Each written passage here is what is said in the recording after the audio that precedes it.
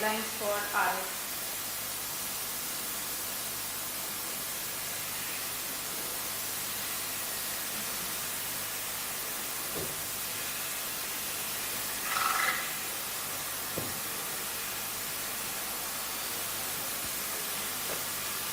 Good afternoon, all of you.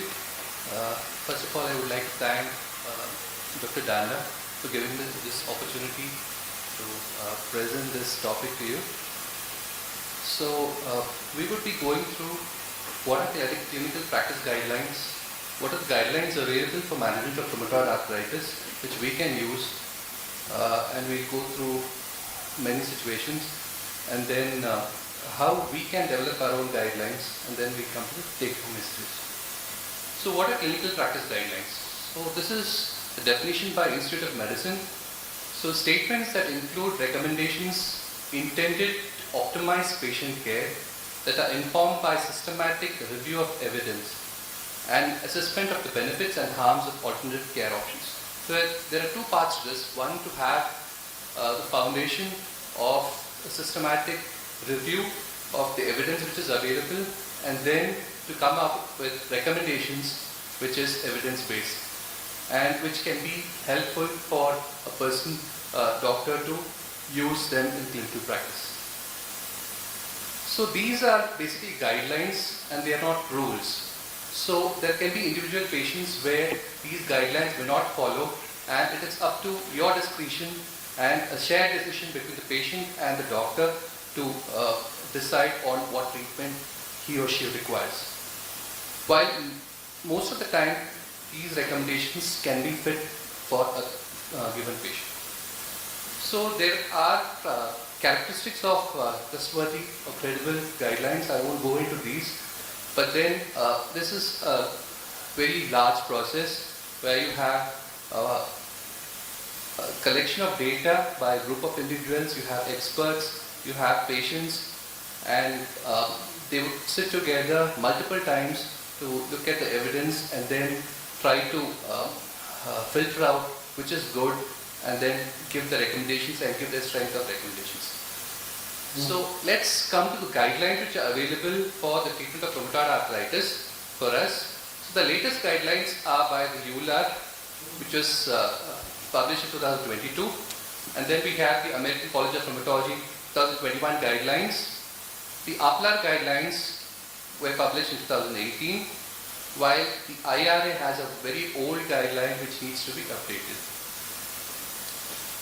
So these are overarching principles in the management of rheumatoid arthritis with the aim to give the best care with a shared decision between the patient and the rheumatologist. So this should be the main aim of treatment. And then treatment decision should be based on disease activity. So you need to have a target on which you decide on whether to step up treatment or step down treatment. Look at safety issues of the drugs which you are giving and other patient factors including comorbidities and any structural damage which is there. And in a patient's course, he may require multiple drugs with different modes of action. So the cost of therapy should also be taken into account, which is an important issue in our developing country. So how to go about DMARD therapy in rheumatoid arthritis? So we have in our basket, we have conventional synthetic DMARDs, we have targeted DMARDs in the form of biologic DMARDs, TNF inhibitors and non-TNF inhibitors, and we have targeted synthetic DMARDs in the form of JAK inhibitors. So how do we go about DMARD treatment in RA? So now you have a patient who has been diagnosed with rheumatoid arthritis and he or she is DMARD naive. So when should we start treatment with DMARDs? So the concept of window of opportunity is there, and you want to hit hard as much as possible during the initial stage of the disease so that the patient's disease can go into remission, and that is why you need to start the treatment as early as possible, as soon as you make a diagnosis of rheumatoid arthritis.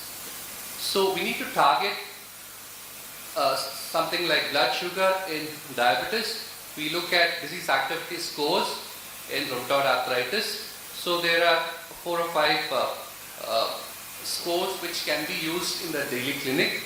I'm sure 90% of the time we wouldn't be able to calculate these scores in our busy practice, but I think we should do that, which will help us to decide on which side the patient is moving, whether improving or worsening.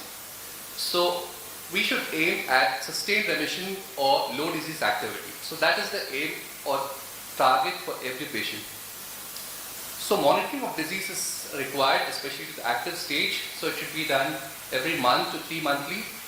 And then if the patient does not improve at 3 months and he does not reach his target at 6 months, we need to step up the therapy or change therapy. So if you have a patient with moderate to severe disease activity of rheumatoid arthritis, the first line would be methotrexate, which is an anchor of treatment for rheumatoid arthritis, similar to metformin we use for diabetes mellitus. And so the evidence is very good for methotrexate. Again, the ease of administering methotrexate, it's once weekly. And if the patient has low disease activity, then hydroxychloroquine is preferred to sulfasalazine to methotrexate. So this is the guidelines of the ACR 2018. So hydroxychloroquine is a relatively mild drug and it's easy to take also. Sulfasalazine is better than methotrexate because it's a lesser immunosuppressant compared to methotrexate, and majority of people wouldn't want to have side effects of methotrexate. So if you have low disease activity, you would start with hydroxychloroquine or sulfasalazine. And if you have any contraindication to methotrexate, then we can use leflunomide or sulfasalazine as a first-line therapy. Together with this, we give glucocorticoids as a bridging therapy in the form of short-term, low-dose glucocorticoids. By short-term, we mean less than 3 months of therapy, and low-dose means less than 7.5 milligram per day of prednisolone equivalent. So we initiate glucocorticoids and try to stop it as early as, taper and stop it as early as possible. So that should be the aim.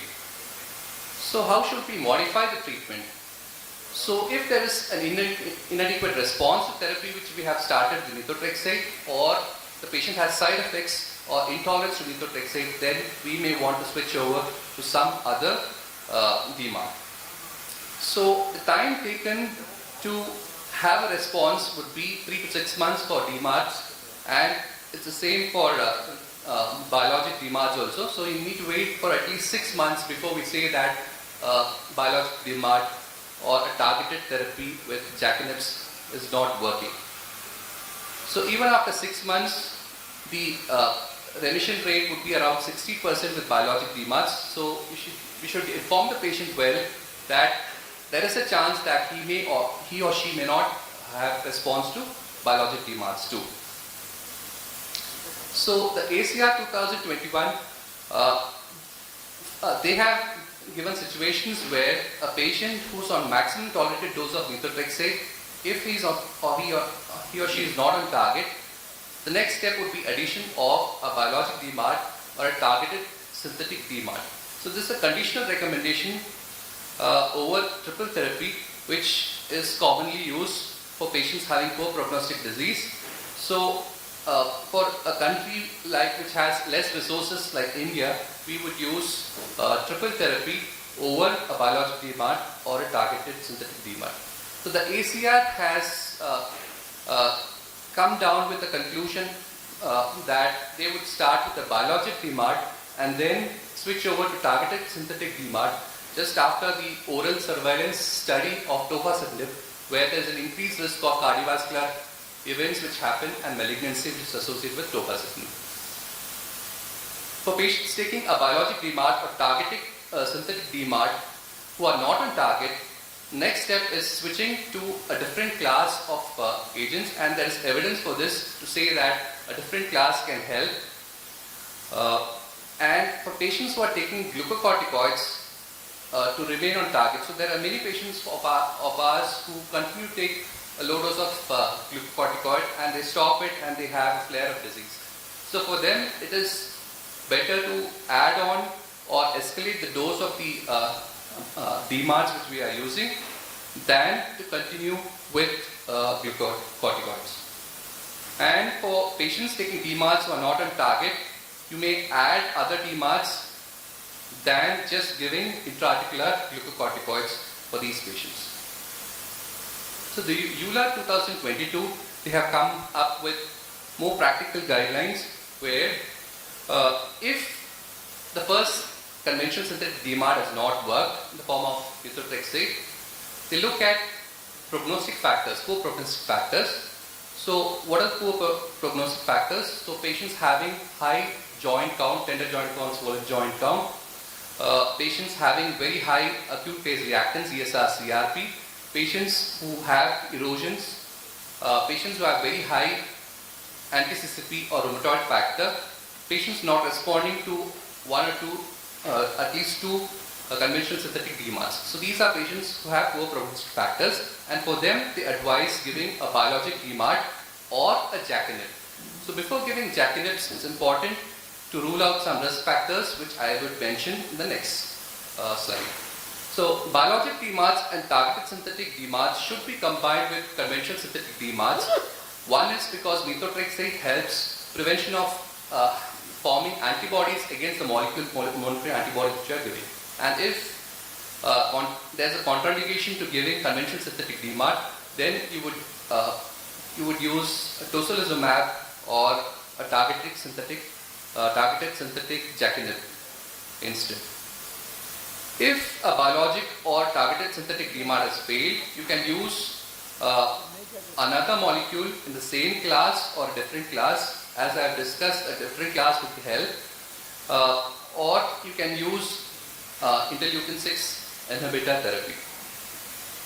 So the risk factors in a patient who is being started on JAK-inhibs include age over 65 years, history of current or past smoking, other cardiovascular risk factors like diabetes, hypertension, obesity, risk factors for malignancy, thromboembolic events including cancer, blood clots, and patients on oral contraceptives or hormone replacement therapy.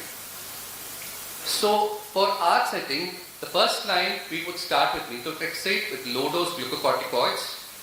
The second line, we can, considering our cost constraints, we can give the patient dual or triple conventional synthetic DMARDs in the form of sulfasalzine, leflunomide, hydroxychloroquine or iratimod. And then if the patient does not improve, then we can switch over to targeted synthetic DMARDs because it's less expensive now to take patents over. And then the final step would be to go ahead with biologic DMARDs.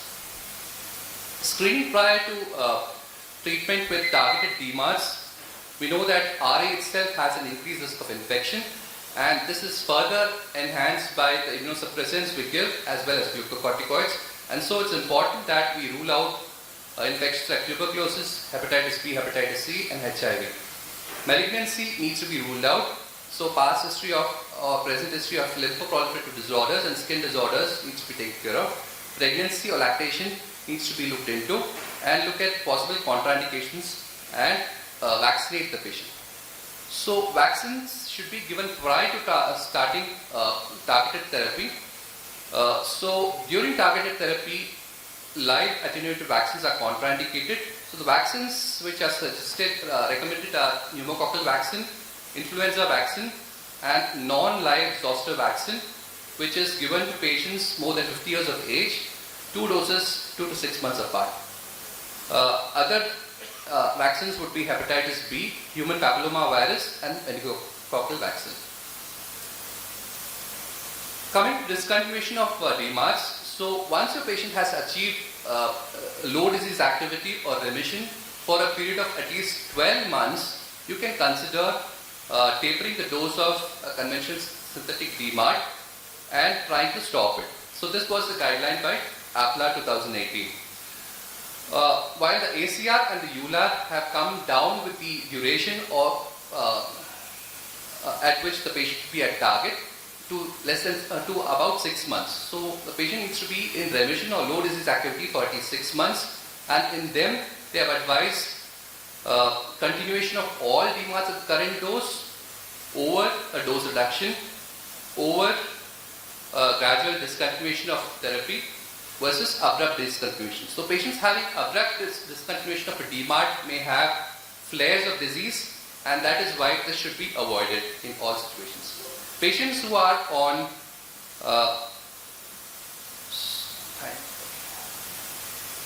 patients who are on triple therapy, gradual discontinuation of sulfasalazine is advised over hydroxychloroquine before stopping other therapy. So when you have a patient who is on methotrexate plus a biologic or targeted synthetic DMARD, here you would try to discontinue methotrexate first, followed by the biologic DMARD, because it was the methotrexate which is not working, and that is why you have added the biologic or targeted synthetic DMARD. So if by stopping methotrexate, it's unlikely that the patient will have a flare. So the EULAR 2022 have come up with glucocorticoids. Once the patient has been discontinued glucocorticoids, so that's the first step, and after that, if the patient is in sustained remission for at least 6 months, then you would consider dose reduction of the DMARDs. So there is evidence to suggest that either you stop biologic DMARDs or conventional synthetic DMARDs, either one can be stopped first, and there is no preferred tapering required in sequence. And this should be a shared decision between the doctor and the patient. So there is evidence that stopping medication leads to flares, and that is why dose reduction and spacing of the drug interval would be better than completely stopping the particular agent. So difficult to treat RA has been discussed yesterday during the Earth Symposium, so I wouldn't go into that. So tuberculosis is another important risk factor which with the use of targeted therapy, and it has been found that TNF inhibitors have been associated with increased incidence of tuberculosis. So this is not that much with rituximab, while for tofacitinib, it is found that in patients who are living in endemic areas, that can increase the risk of tuberculosis.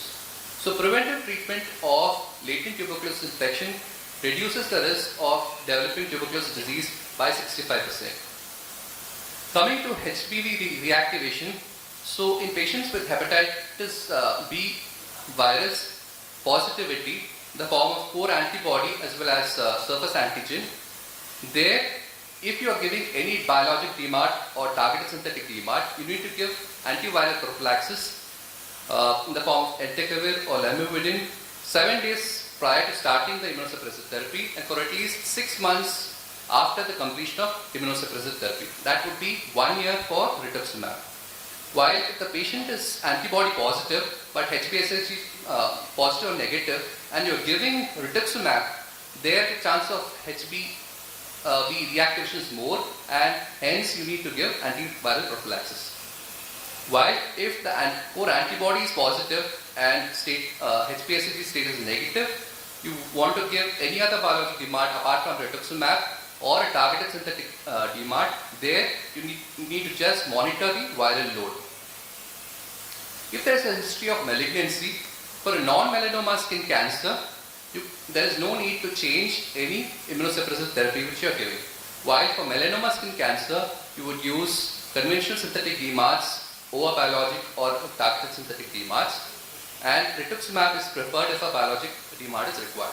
For lymphoproliferative disorders, again conventional synthetic DMARDs would be preferable, and if you want biologic DMARDs, rituximab would be preferred. Sorry, we'll be running out of time. Solid organ malignancy, which is more than 5 years, there is no need to change therapy, while less than 5 years, you would prefer conventional synthetic DMARDs. So this is the peri-op management of DMARDs when patients undergo a major surgery. So for conventional synthetic DMARDs, there is no need to change the therapy or stop therapy, while for biologic DMARDs, depending on the T-half, you have different recommendations. So this is the updated recommendation by ACR given in 2022. So this is available on the internet. Okay. Then the next important thing is pregnancy and lactation. So TNF inhibitors The conventional synthetic DMARDs we all know, so I'm not going to that. TNF inhibitors can be continued during pregnancy. So the safer ones are certolizumab pegol, which does not transfer in the placenta. Again, it can be continued during lactation. And data is available for TNF inhibitors. While for non-TNF inhibitors, there is not much data, and we should avoid giving rituximab, tocilizumab, or abatacept in pregnancy or patients planning pregnancy. Since these are large molecules, they are not excreted in the breast milk, and so they are relatively safe theoretically. While for JAK-inhibitors, again there is animal teratogenicity, and you need to stop tofacitinib 2 months prior to conception. So this is the algorithm for treatment. So you have a diagnosis of rheumatoid arthritis. If there's no contraindication to methotrexate, that would be the first drug together with low dose short-term glucocorticoids. And if there's a contraindication, you would give leflunomide or sulfasalazine. And then again assess it at 3 months and 6 months. The patient has improved, again continue the same until there is sustained remission, and then try to taper off the drugs. If it has not improved, then look at poor prognostic factors. If poor prognostic factors are present, then here the EULAR 2022 advises biologic DMARD or JAK-inhib if there is no risk factor for JAK-inhib. Here for us, for an Indian setting, we can use JAK-inhibs because both are equally effective and the cost of JAK-inhibs is much lesser, it's easy to take. So for our setting, I think JAK-inhibs can be brought in here. While if these are absent, they have advised going for UL or triple therapy with conventional synthetic DMARDs. And then look at the improvement at 3 and 6 months, and then decide on further change of therapy. And finally, we can have the biologic DMARD here. So we need to develop our own guidelines, and I think they should be taken up by the IRA. So these are take-home messages. Start treatment in RA as soon as possible. Treat to target. So we need to have a target which we need to check every 3 to 6 months. So first line therapy would be methotrexate, the anchor of therapy for rheumatoid arthritis. You need to screen, vaccinate these patients and monitor these patients on routine basis. And there are a lot of gaps which need to be filled with research, and we need to make our own guidelines. Thank you. Thank you, Dr. Pai. I know 15 minutes does not do justice to such a vast topic, but thank you for a simplified overview of the management. If I can request you to please join us on the stage while I request our second speaker. And my pleasure to have Mr. Mikkel Ostergaard from Denmark to deliver his talk. He'll be speaking to us about the first line treatment in RA, biologics versus optimized conventional therapy. Over to you, sir. Thank you very much, and thank you very much for having me. It's a pleasure to be here. So I will talk a bit about the different options for first-line treatment in rheumatoid arthritis. There are in principle nothing surprising in that, in what I was going to say, but I mainly focus on a recent investigator-initiated study where a lot of different options are going to be were compared actually. So the first part of my agenda I will skip except for one slide now that it's been covered very well by Dr. Pai. Then I'll briefly mention that we have a tradition in Scandinavia, in the countries like in Denmark, in Sweden, Norway, Finland and Iceland, of doing investigator-initiated trials, and then go to what I would really like to show you is the recent results from an investigator-initiated study. So this is already covered. There's only one thing I would like to mention. I know you can't see it, but you've just been explained what is said, which is that when you start off, the EULAR recommendation, as also other recommendations, say that we should use a conventional synthetic DMARD first. And in the EULAR recommendation, as pointed out, methotrexate is preferred. Either alone or in combination with other conventional DMARDs. And it's said that the treatment target should be clinical remission in early rheumatoid arthritis, if at all possible, if not low disease activity. And it's also mentioned further down somewhere else in the recommendations that you could try to taper, as also described by Dr. Pai. So with that background, we have done some studies in different Scandinavian countries, which are randomized, investigator-initiated studies, so academically led studies which we have done. And one of these are a study called Semestra, in which we also, back in the 90s, actually started a study where we aimed for remission, and were aiming for a definition of remission that was not clinical, there should not be any clinical synovitis, and that was achieved by intra-articular injections with metazone together with DMARDs, including methotrexate, and no biologics at that stage, of course. And the main thing which may be different from what you do here is that we use a lot of intra-articular steroids because we feel that, and we've also documented in some other studies, that it gives a very good local reduction, and thereby we can do very well with conventional DMARDs, also in previous trials. This was a study originally done against cyclosporine and methotrexate, which is, say, different from what we would do today. But you could achieve very high remission rates just with conventional DMARDs and steroids, which is a good thing. So the aim in that study was both to control inflammation and damage, and also to improve long-term prognosis. So after doing this, also other studies in the Scandinavian countries led us to do what we call the North Star study, also in collaboration with the Netherlands. And here we feel that the unanswered clinical question of whether you should actually use biological therapy in rheumatoid arthritis, and studying the benefits and harms. And we are aware, of course, that there are clinical trials done by pharmaceutical companies which have shown that biologics of different sorts are better than methotrexate, or gives a higher efficacy than methotrexate. But we also think that it could be done better, the conventional therapy. For instance, as also mentioned in the previous talk, by giving steroids as an oral drug for a while, but also as giving it as intraarticular steroids, intraarticular injections. And that would probably help a lot in the comparison with the biologics, the effect of the biologics. So therefore we did this study in these countries. So, as mentioned, the optimal treatment strategy has been debated. We have shown superior outcomes, or some people have shown superior outcomes for speed DMARDs compared with methotrexate, with methotrexate alone. But methotrexate works slowly, and initial optimized conventional therapy with short-time glucose works might help. And then there's the other thing, that is that in general, the studies that are there are not comparisons between different biologics in the same trial. It's generally done one by one against methotrexate. There's a few exceptions in the recent years. But in this study, we actually used 3 different mode of action biologics.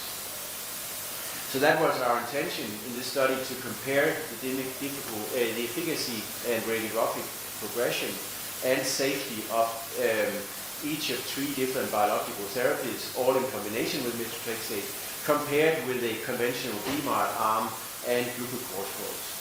And that was an investigative trial, as mentioned. The patients that were included, they were fulfilling the criteria for RA, were of course above 18, and they should have less than 24 months of symptom duration, so not this, since diagnosis, but since first symptoms. They should be active with a DAS above 3.2, and they should have at least 2 swollen and 2 tender joints. Many have more, as you will see. And they should be either rheumatoid factor, what happened here? You can't do that, sorry about that. That was my mistake here. So you should be either rheumatoid factor or ACPA positive, or having an increased CRP, so having a poor prognosis in that way compared to without that. And they should be naive for biological, for conventional DMARDs of any sort.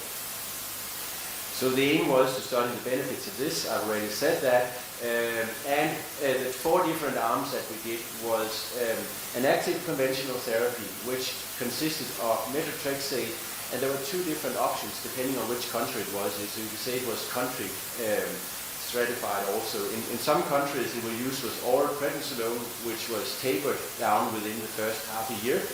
In the other arm it was done also in combination with sulfasalazine and hydroxychloroquine and intra-articular glucocorticoids in any swollen joint up to 4 joints at each visit.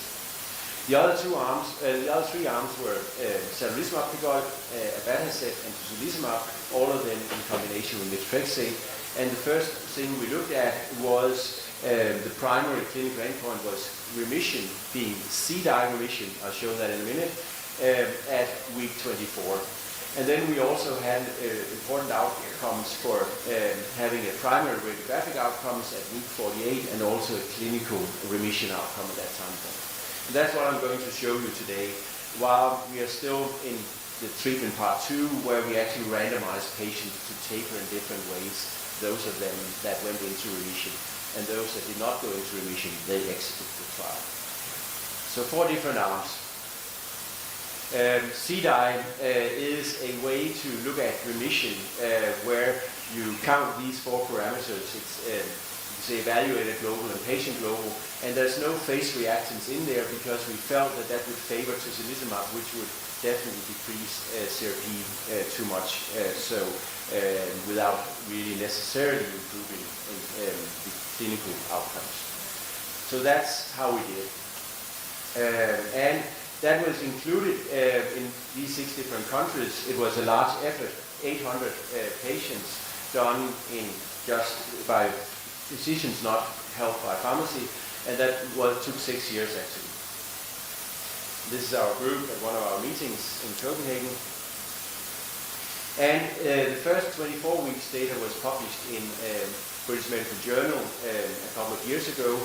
And in that data we saw the baseline characteristics, which were more or less characteristic of what we see in rheumatoid arthritis in Denmark.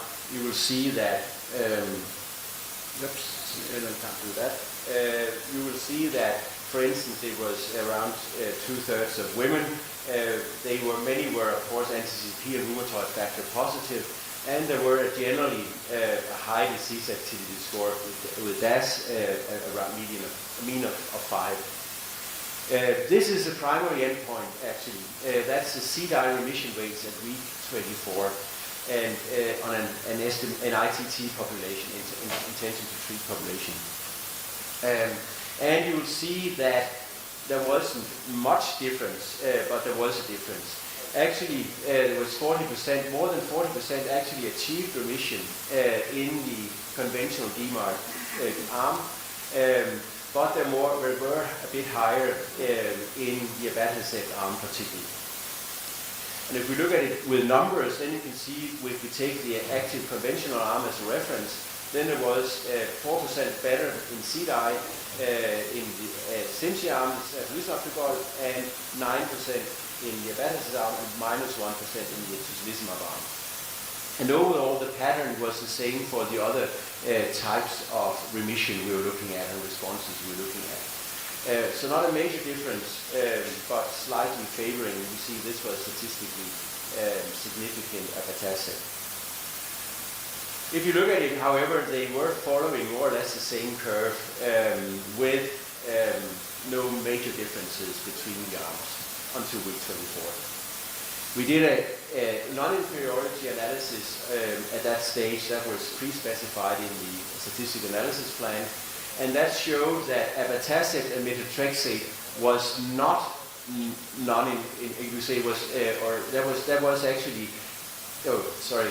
the conventional arm was not non-inferior to abatacept. So abatacept was better in that analysis, while it was not.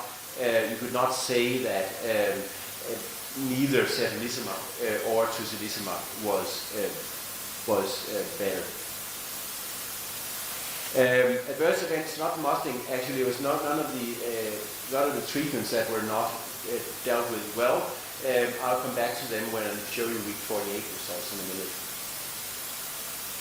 So, in conclusion, I would say from week 24 is that there was high remission rates in patients, all patient groups. And I think that's positive for everybody. What we generally do is to use the conventional arm in our countries, and also what was expected, what it was shown here for what you're doing here is to do conventional therapy. But I think that using steroids for a period, but definitely taper it. We like the intraarticular injections, other countries like the but at least getting out of it very quickly is a good thing. And then there actually was better remission rates for abatacept than for conventional therapy. And I'll come back to you how it was at week 48. Because then at week 48, we analyzed the different things, including also x-rays. And here the important thing is that the co-primary outcome of this week 48 analysis was again CDI remission, and it was change in X-ray progression, being the Sharp Van der Heijden modified score of Sharp, which includes both hands and feet and wrist bilaterally, and the change in that. And as you'll see here, then differences were now more different. 2 minutes, right? So the differences were higher here. It was around 40% still for the conventional therapy, but then the numbers were now higher for abatacept and for tocilizumab. It was around 59% for abatacept, around 52% for tocilizumab and tocilizumab. And the change in radiographic damage was very low and similar between the arms.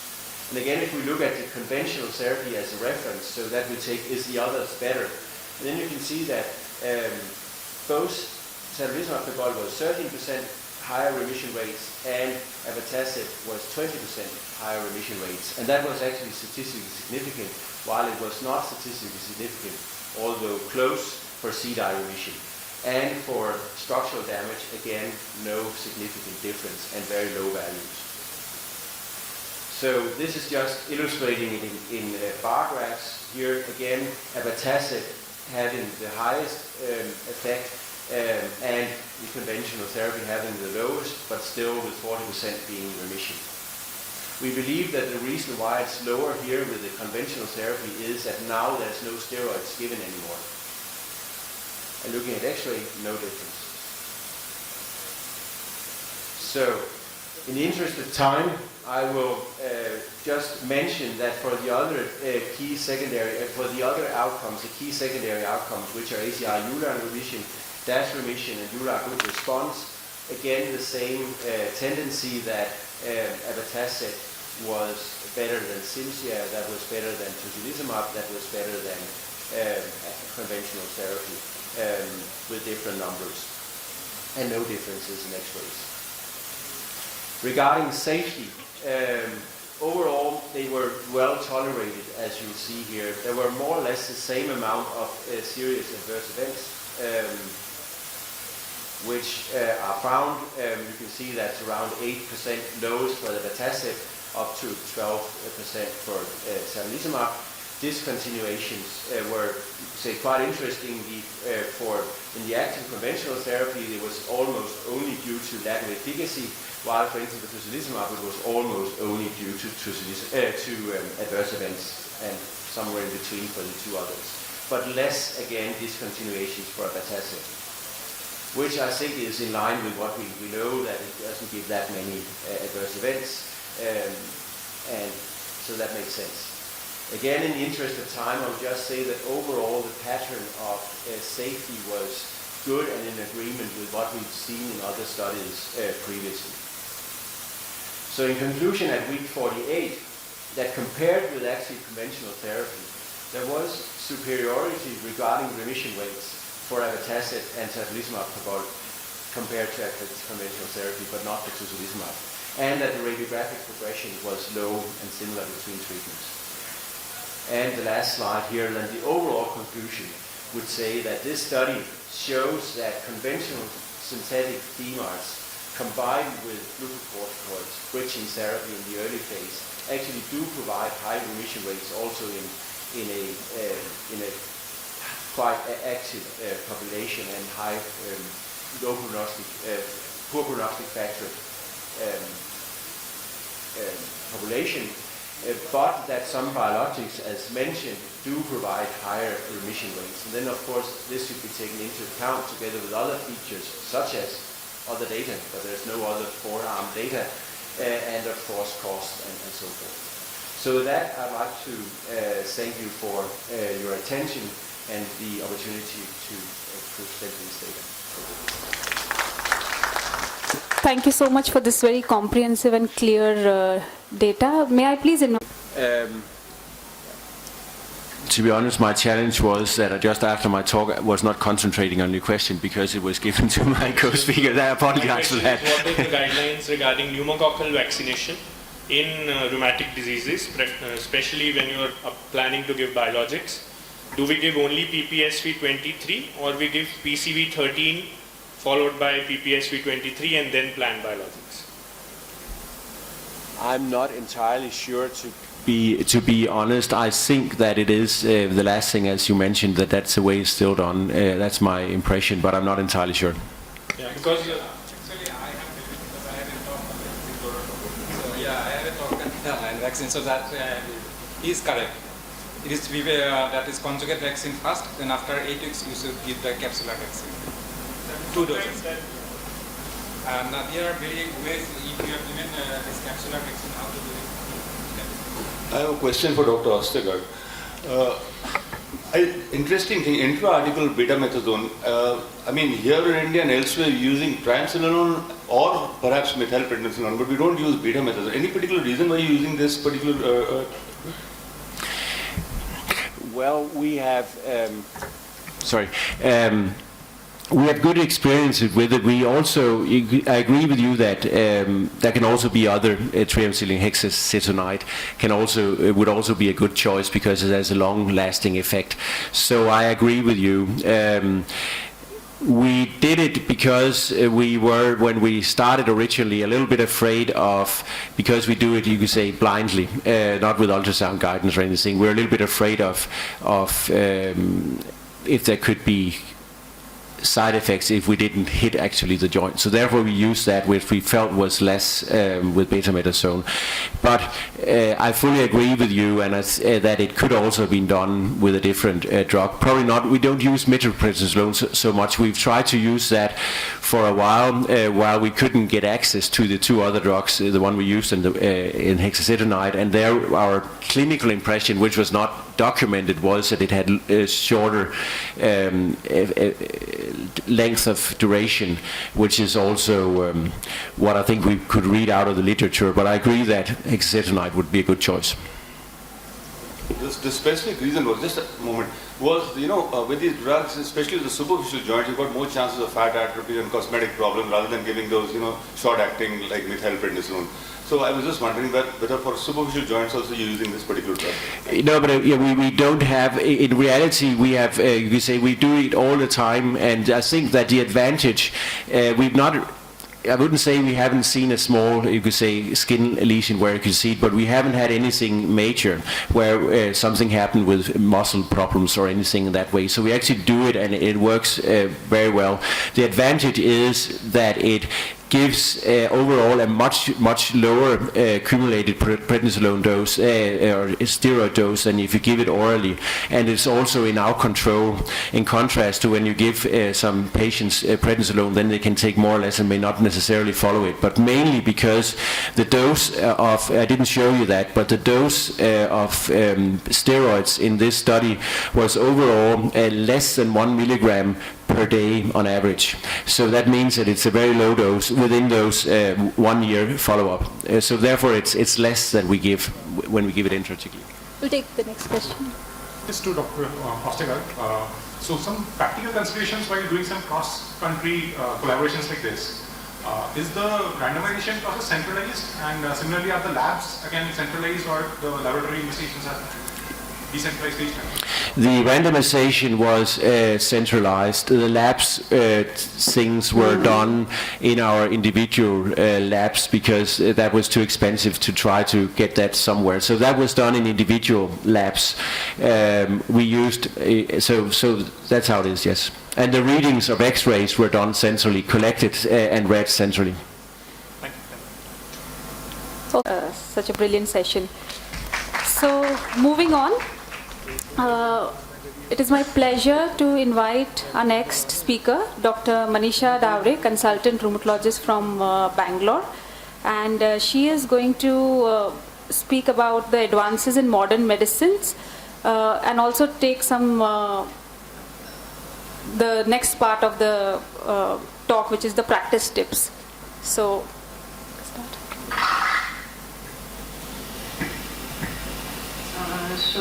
good evening, one and all here. It's my pleasure. This talk is on practice dilemma, have advances in modern medicine, improved quality of life and lowered mortality in rheumatoid arthritis.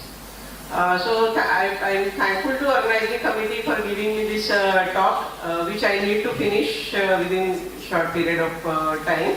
So I may have to rush a little fast to finish my talk.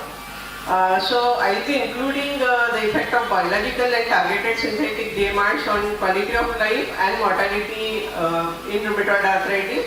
In quality of life also I will choose some sections because majority is covered by my fellow colleague.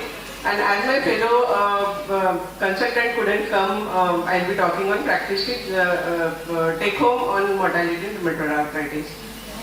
So what we have learned till now in treatment of rheumatoid arthritis is paradigm shift in last century. Initially we have treated patient empirically based and evidence based, and now we are treating as treat to target based. And evolution in the medications, as you are seeing, now we have reached till biological level and targeted synthetic DMRs level. So what they do, we have already seen, they have biologicals and targeted synthetic DMR, they have rapid onset of action, they are effective in controlling signs and symptoms, improving quality of life, reducing radiographic progression, they have sustained response with acceptable overall safety, and that's why the paradigm shift has happened. I won't be discussing on the names of biologicals that we have already seen. So now coming to main part of my talk, as we understand that quality of life is multi-dimensional concept, I won't discuss in this talk about physical health and functioning because in routine practice also we see that we calculate activity, disease activity of the patient, DAS indices are there, rapid is there, C-die, S-die, various indices are there. I will be touching the talk, whatever is not covered till, by my two previous speakers. The psychological and emotional well-being, social roles and relationships. Coming to quality of life, like Dr. Peter Taylor and colleagues, he has meta-analyzed 77 key publications in rheumatoid arthritis from 2004 to 2014. And they have found that despite wide range of available treatments including biologicals, rheumatoid arthritis continues to pose a substantial humanistic and economic burden on patients, and there are still unmet needs across key domains like pain, physical function, mental function and fatigue. Here are the basic parameters and various indices seen in various studies. Outcome measures he has considered, like I mentioned about pain, physical function, mental function, fatigue, social functioning. Apart from that, sexual functioning and treatment related issues like impact on work as well as economic burden. And two major outcome measures they have seen, minimal clinically important difference, that is MCID, to assess the magnitude of changes over time, and PASS, that is patient acceptable symptom state, to determine whether the observed values would be acceptable to patient with rheumatoid arthritis. So first coming to the pain aspect, various studies have shown that despite using proper doses of methotrexate, combination therapy or combination of biological and methotrexate therapy, Still, the pain may be relieved, but it is not completely relieved. Like it has not achieved pass value. I mean, patient's acceptable symptom scale was not achieved. These shortcomings were observed in patient receiving both conventional DMARDs as well as biologicals. So second important parameter is depression. Like we all know that rheumatoid arthritis patients are more depressed as compared to controls. So this particular meta-analysis by MatchMap has screened 13,000 patients of rheumatoid arthritis, and the prevalence of depression in this study was 38.8%. And the depression has very positive, strong, significant correlation with depression scale, that is zoomed self-rating depression score. They have seen that majority of patients with low disease activity and those with moderate disease activity were not depressed, whereas majority of patients with high disease activity were severely depressed. So we need to address this issue also, whether our patient is under depression and what is the grade of depression, so that we can inform our psychiatrist colleague to treat the depression part. The mental functioning also need to be assessed. There are certain outcome measures like SF36, which has mental component scale, that is shown in studies that suboptimal mental health is seen in rheumatoid arthritis treatment, and it will be continued despite using proper treatment, including disease modifying agent as well as after use of biologicals. The other psychosocial aspect is the presence of anxiety as seen in Hamilton scale. It has shown that the HAM-A score is correlated significantly with DAS28 score. More the disease is active, more anxious will be patient. Fatigue is important parameter, as we have seen in ANSPON studies also, as well as many studies in rheumatoid arthritis. So this particular trial, which is done by Bartlett, they have screened impact of tofacitinib on fatigue, sleep and health-related quality of life in patients with rheumatoid arthritis. They have screened almost more than 2,000 patients, and they have grouped the patient depend on tofacitinib doses, like two groups: tofacitinib 500 mg twice a day and 10 mg twice a day, adalimumab versus placebo.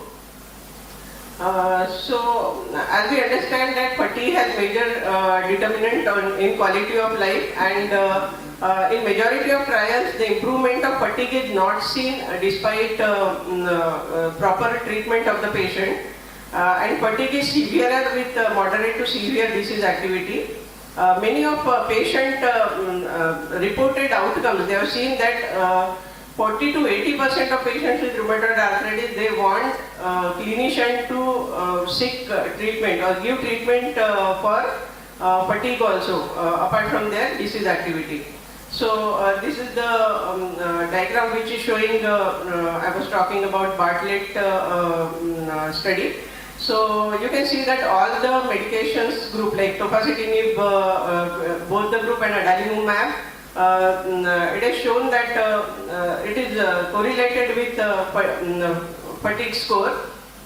Same with sleep study. In the same study, they have seen that significant improvement in sleep cycle and somnolence domain, and it is positively correlated with all the medications group. Same is physical component scale in SF36. They have shown with tofacitinib particularly, they have shown improvement in physical component as well as mental component in SF36. Then HAQ disability index also showed same result. Now coming to social functioning, we know that rheumatoid arthritis patient, they have negative impact on relationships with either friends or family in almost 1/5% of patients, and the PAS value for social functioning were made in 1:10 study, and were achieved only in subpopulation of overall sample who had been receiving methotrexate at the start of study. Overall these data demonstrate that acceptable level of social functioning may not be achievable in patients with rheumatoid despite aggressive treatment. Sexual functioning is not studied in it is not studied in a wide scale. So we know that there is sexual dysfunction both in men as well as women with rheumatoid arthritis. So this is a bit crowded figure, but it was studied in Egyptian Rheumatology and Rehabilitation article. The prevalence of sexual function is more in the patients.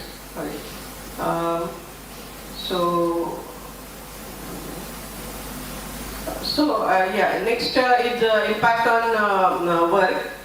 We know that intensive treatment strategies with combination of disease modifying agent may play a crucial role in reducing adverse work related impact in rheumatoid arthritis, and novel treatments that adequately address pain, physical functioning and mitigating negative work related effects in RA are really awaited. In employment also, as you see, TNF inhibitors are associated with 35% increase in employment rate.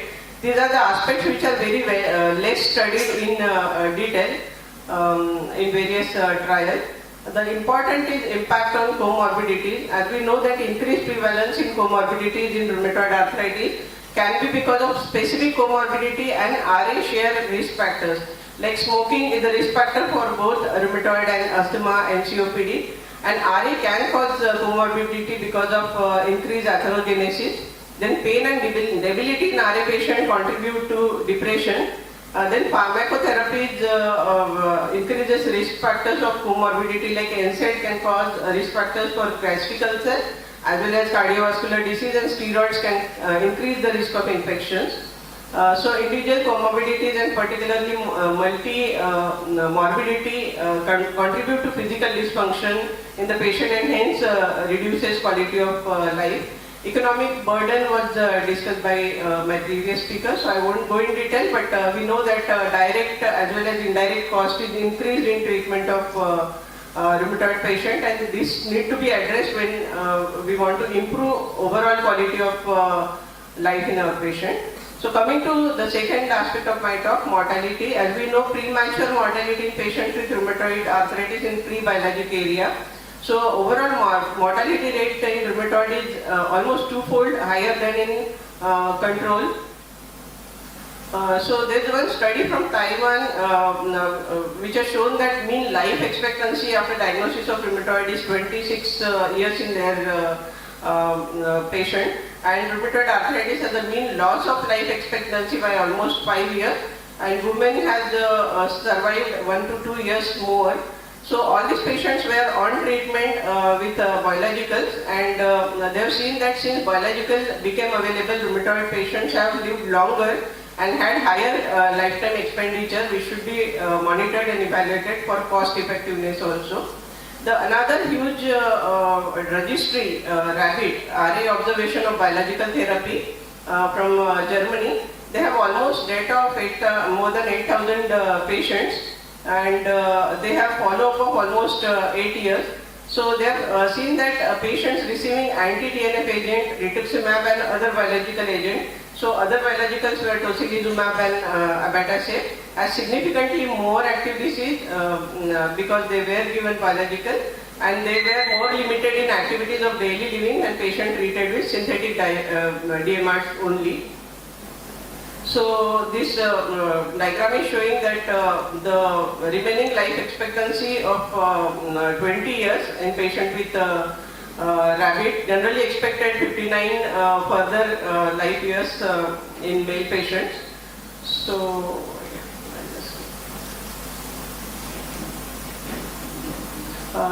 you can see that if the disease activity is high, like -28 of more than 5.1, the adjusted hazard ratio is 2.43, so almost twofold more mortality risk is seen when the disease activity is very high.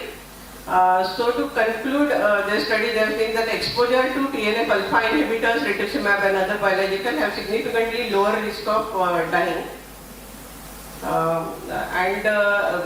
They have also screened glucocorticoid uses in their patient, and they have seen significantly higher mortality even with steroid use. So to summarize, that rheumatoid arthritis depends on degree of disease activity, joint damage, physical functional status, psychological health and presence of comorbid illness, and long-term functional outlook is variable in patient who present early in course of their illness and if they are treated early. So in practice tips, actually, I think Dr. Pai has covered all the aspects, nearly all the aspects. So we need holistic approach, not only in controlling disease activity, physical disease activity, but we need to see the mental aspects and whatever other parameters I have shown. Window of opportunity, you need to start treating patient early as per the ACR or ULR guidelines. And unmet needs, as I have discussed in, and start combination therapy. Again, the guidelines are there. Choose switching therapy whenever it's applicable.